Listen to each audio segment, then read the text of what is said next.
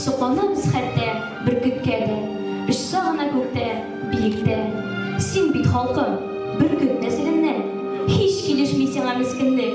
Düşmanlara hürmet etsin desen, gururluğun etsin üstünlük.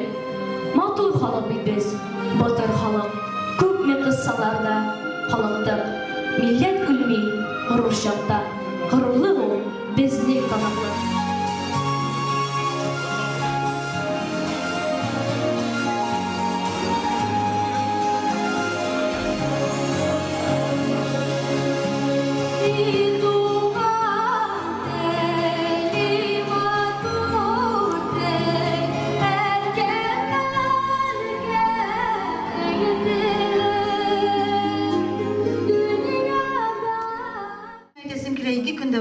Bizning maktabda Tatar tili bayrami degan shekilli. Biz o'zimizning Tatar bo'lganimizga, Tatarcha söylashganimizga, bizning oramizda chet millat vakillari Tatarcha söylashganga, ular Tatarcha o'rganganga biz g'ururlanib yashaymiz. Ham bizda bugun Tatarcha diktant yozuv. Bu endi zo'r ishora, bu ishoraga biz hozirlandik. Biz sizning bunda qatnashuvingizga bek shod. Bu tekshirilmay, bu Tatarcha yozdirga o'rgatuv maqsadidan olib boriladigan ayber. Jalil Hazretning aytgan so'zda bor, o'sha tatar tilini orttiruga, saqlab qoluvga, durust etib сөйлешirga, durust etib yozirga, durust etib angama qirarga, butun til so'zlarini qo'shmisha сөйлешirga, бүтүнүсүн o'ylab chiqarib, uyushtirilgan shunday bir kompaniya bugun soat mana 13 soatda vaqt tutuldi. Butun dunyo, butun tatar dunyosi shunday bir diktant yoza. Bunu indi bilgi için tugul, o'zimizni sinab qarar için, tilimizni, urf-odatlarimizni unutmas için, saqlab qoldirar için biz de aydagiz birga hozir yozib qaraylik. Yıl sayın bu aksiyaga Alloh bersa yıldan yıl kishimiz ortib, biz yozashaqmiz mana shul davrga xatlik, mana shunday eshik ortida kishi turib, bizni bu zalga kirtigizali deb, biz yo'q, klasslar qolmadi endi degan xatlik yig'ilib yozashaqmiz. Yarim bo'sh zal bo'lmayshaq alga taba. Endi tag'in bir qat aytam, Jalil Hazretning so'zlari esga tushar shu vaqtda. Tatar tilini o'stirish uchun, saqlab qoldirish uchun narsa kerak degandan so'ng bir narsa kerak, tatar tilida сөйлешугina kerak. Biz har birimiz tatar tilida сөйлешсек, sof tatar tilida biz endi tilimizni saqlaymiz, o'zimizni saqlaymiz shu degaч. Endi o'zimizning fundamentimiz bo'lmasa, tomirimiz bo'lmasa, unda qo'ylarga g'ana sekirsakda, qo'ydag'ina yashasakda, fundamentsiz yaxshi tuga qurib qana qo'yib bo'lmay bari jimirib tushadi. Shunga ko'ra o'zimizni kim ekanini, qo'yan ekanini, nindi nasldan ekanini, nindi millatdan ekanini bir qachon unutirga yaramay. Bu biz g'urur xalq, o'zimizni yarata turgan xalq, ham shulay bo'lib da qolsin. Yoshlar, mening o'qituvchi tug'an opam bor Qozonda, men uning so'ziga eska tushsa, rus tili o'qituvchisi bo'lsa da o'laydi. O'z bolalarına da bizga da tatar tilida сөйлешегез narsaga, chunki tatar tilida butun so'zlar u turk семьясы, turk oilasi tilinden chiqqan, anda har bir so'z o'ziniki. Anda zaimstun deb aytamiz, anda so'zlar yo'q. Rus tilida endi zaimstun butun chet tildan kirgan so'zlar ko'p. Shunga ko'ra tatar tilida söylashgan kishining tatar so'zining energetikasi bek zo'r deb aytaylik. Mana anglag'ız, u bir endi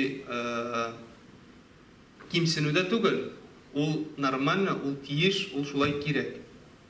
Ruscha söylashirga ham boshqa tilda tatar tilini öğrensəgiz, tatar tili jengil til tugul, sizni baribir öğreneceksiniz, baribir bileceksiniz. Lakin ana tilingizni unutmag'iz. Oңышlar diktant. Bu Robert Benjamin'dan men qo'lima kitap olan degan makalasidan birisi. Аңлауымча, uzun түгел һәм бик җиңел һәм шундый бер китапның мәгънәсен төшендерә торган бер фикер. Мин кулыма китап алам. Без китаплы халык. Татар халкы гыйлемле булган, элек-электән китап укыган. Бүгенге көнгә кадәр килеп җиткән кул язма китаплар да шул хакта сөйли. Бүгенге көнгә кадәр килеп җиткән кул язма китаплар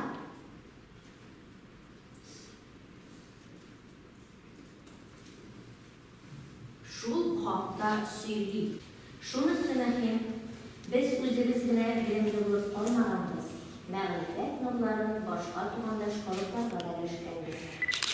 Шунысы мөһим. Якын тирәдә генә түгел, Урта Азияның чүлләренә, далаларына кадәр үк барып җиткәнбез. Язабыз. Якын тирәдә генә түгел, Яңа чорлар килде. Техника, электроника үзгәрә, компьютерлар, кесә телефоннары, телевизорлар, музыка тыңлый торган төрле аппаратуралар яңара камилләшә. Уены да шунда, дәреслекләре дә, фильмнары да, музыкасы да, фотосурәтләре дә, хәтта шпаргалкалары да. Инде öyleyse, һәм тагын бер сүз, бер кыска җөмлә бу текстта. Әлегә. Шуның белән диктантның тексты тамам.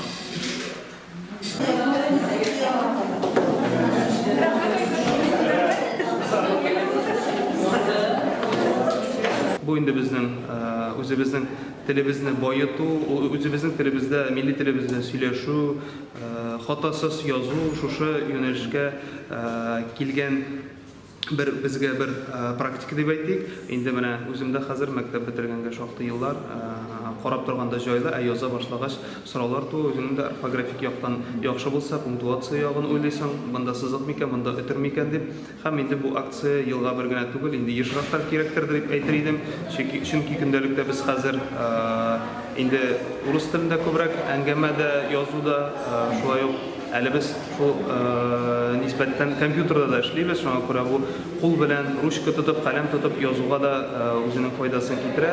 Минем өчен шәхсән бу өр-яңа диктант яздырды, чөнки гомеремдә әле бер тапкырда диктант яздырды да булды. Бу беренчедән, икенчедән соңгы тапкыр диктантны хәтта университетта түгел, шушы кабинетта булган, нашы безнең татар теле дәресе, шунда бар иде безнең Розалия Ибраһимовна, укыта иде һәм 12 ел узган инде безнең монда соңгы тапкыр диктант язуларына. Һәм бу кырга кергәндә без анда язган идек, иншалла. Менә минем өчен бер кызыклы чара булды. Бу беренчедән. Икенчедән, бу бит ничек әйтик, иҗтимагый бер. Бу менә милләтнең нинди хәллә булуын тикшерә торган. Монда сине беркем дә мәҗбүр итеп китереп утыртмый, урынга утырда яз, алайса хезмәт хакы түләмим дигән нәрсә юк. Бу синең бурычың дигән. Бу рухи бурыч, бу күңелдәге бурыч. Һәм шуңа күрә менә 5 класска кирип, сабаның үзендә 5 классның татарча диктант үзләре теләп диктант язарга теләве, әтиәниләрнең килүе, мен әтиәниләргә белдердем.